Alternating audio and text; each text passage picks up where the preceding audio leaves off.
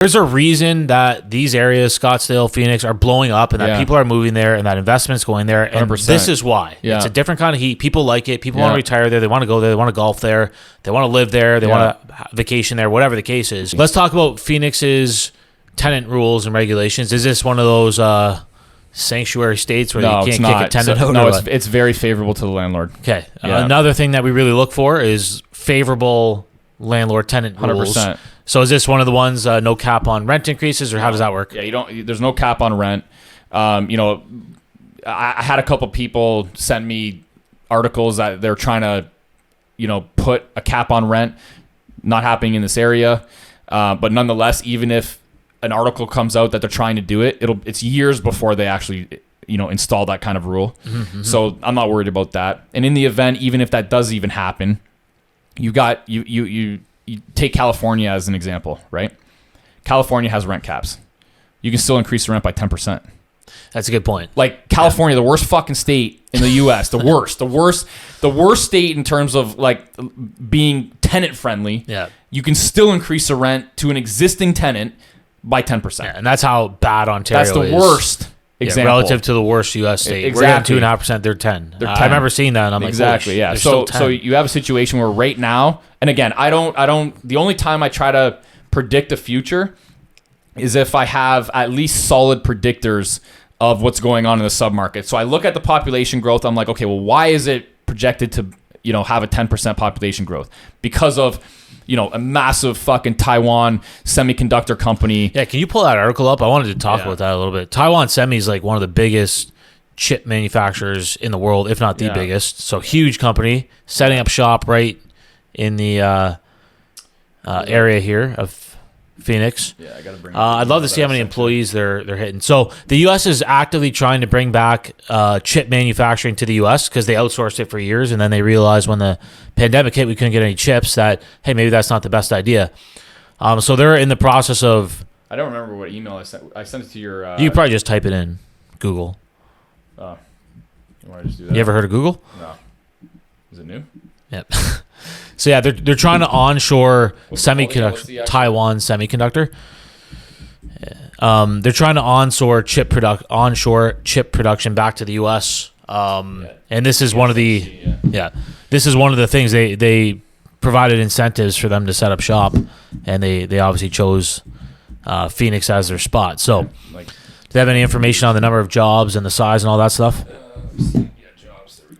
It'll be, you know what? We have all these articles on the Coachwood Capital website. So anyways, Taiwan Semi is massive. Yeah. It's probably gonna be a massive plant. Probably gonna be tons of jobs, and then spin-off jobs and all that. And when companies like this set up shop in an MSA, they do it for a reason. Yeah, the fundamentals got to be. There's got to be something happening. Yeah, it says that, and then you got the Coyotes Arena going up. Love that stuff. Billions of dollars. Like that brings so many people into the market. Even like so many people. Yeah, think about it.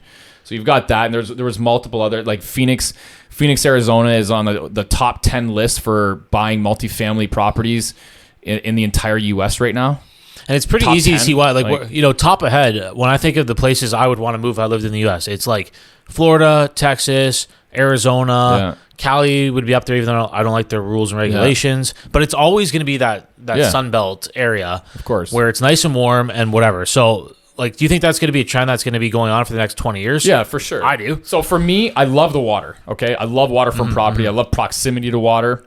But what I fucking can't stand is humidity. Oh my God. So Florida, although I love Florida, don't get me wrong, I love Florida. Different kind of heat. Yeah, it's a different kind of heat. And don't get me wrong, I love it when I'm in my fucking trunks and it doesn't matter if I'm sweating. But holy fuck, if you're doing shit and you you're trying to be professional and you're just sweating your balls off, it's a pain in the ass. Yeah. So but here you could be 100-degree weather and you're not even sweating. Mm-hmm. It's really interesting. It's a very interesting and I've heard this over and over again that people like this desert heat better than the humid heat. It's easier on it's actually easier on seniors. Mm-hmm. That's a good point as well. It's a lot easier on seniors. When you get that humidity, it's hard on your joints, right? So, I could totally see. Phoenix has always been, especially Scottsdale area, which is only 15 minutes away from this particular property in particular. Scottsdale has a lot of seniors, I believe, that are retiring there, and then that's just going to push out, right?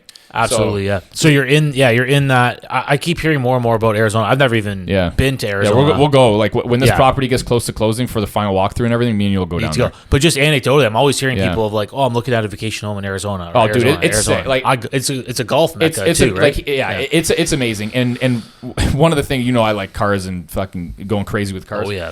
When we were down there, I wanted I tried to rent a Toyota Corolla because I love just a high roller. Hold on, hear me out. The reason why is because they're great on gas, and I don't expect to I'm not doing crazy shit when I go on these trips, right? But they gave me a Toyota Tacoma with an off-road package. Wow. So I'm looking at this thing, and I'm like, we're driving by deserts, right? And what's really interesting is, when you're driving by like Florida or these others, anywhere else.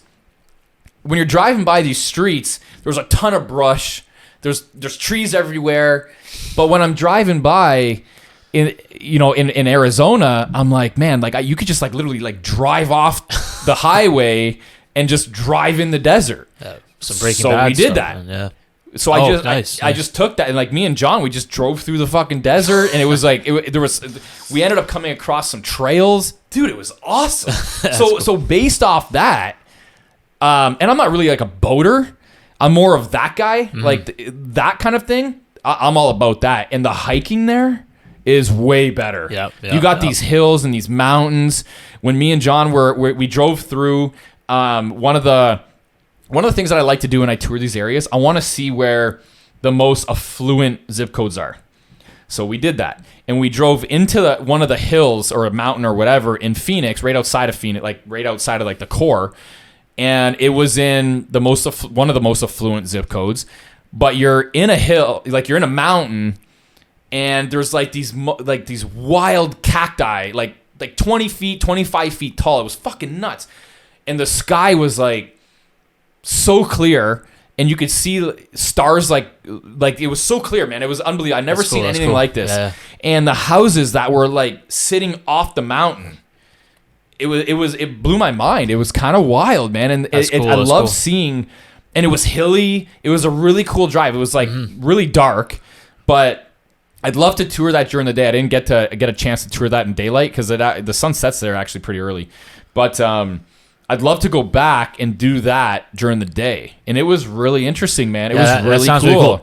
There's a reason that these areas, Scottsdale, Phoenix, are blowing up, and that people are moving there, and that investment's going there. And 100%. This is why. It's a different kind of heat. People like it. People want to retire there. They want to go there. They want to golf there.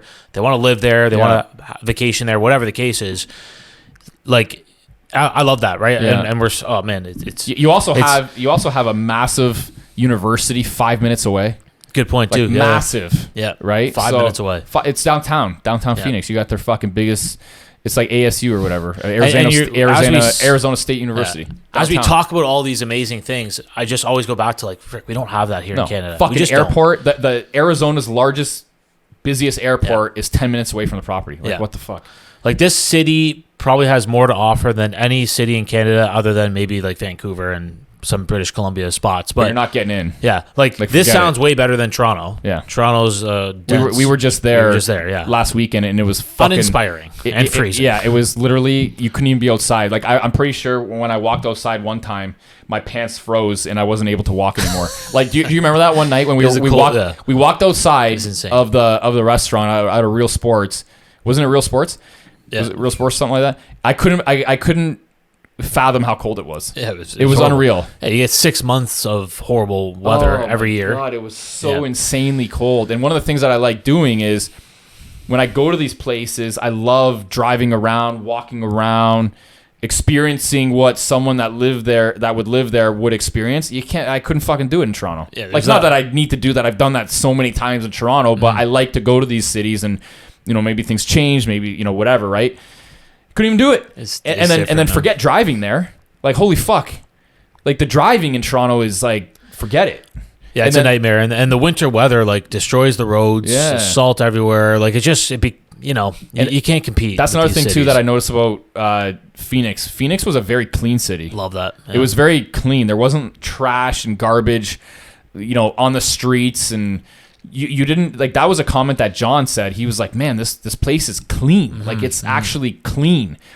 Way less homeless people in the Phoenix area. Way less. We didn't, you know, there were. It's not like there wasn't, but you go to Toronto, it's like fucking. You go to Windsor, it's rampant. It's getting out of control. Yeah, so you go there, it wasn't the same, right? You didn't see the same stuff. They're putting a new safe injection site downtown Windsor. I don't know if you heard about this. Yeah. Sounds great. Yeah, great idea. Yeah. Totally want to invest there. Yeah, so we're very excited about the fundamentals of the market, the property. There's a going reason down there and seeing it. Yeah, there's a reason why I personally put my money into these deals is because 100%. I trust these fundamentals more. Yeah. I trust them. To get to this deal, you evaluated 250 other properties. Yeah, you're on there every day looking at stuff, running numbers, whatever. And then finally one stands out. Then you go into due diligence. This is months and months and months and months of work. Even on this property, it's a couple months of due diligence. So it sounds like we're just popping on here and telling the good stuff. But no, this is, it took a lot of effort to get to this point and screening a lot of properties. 100%. So